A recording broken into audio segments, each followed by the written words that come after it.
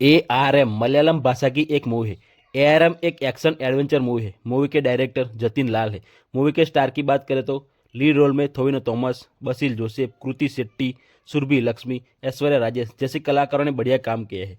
इस मूवी की शुरुआत में अंतरिक्ष से एक क्षुद्र ग्रह हरिपुरम गांव में आकर टकराता है और वह बड़ा गड्ढा कर देता है। उसी समय एकल राजा ने उस क्षुद्र ग्रह को पिघलाकर एक द्वीप बनवाया था। उस द्वीप में अलौकिक शक्ति भी थी। उसी समय वहां ठगों का आक्रमण होता है, जिसके कारण राजा परेशान हो जाता है। इसके कारण गांव को बचाने के लिए हमारा योद्धा आता है और सारे ठगों को मार भगाता है।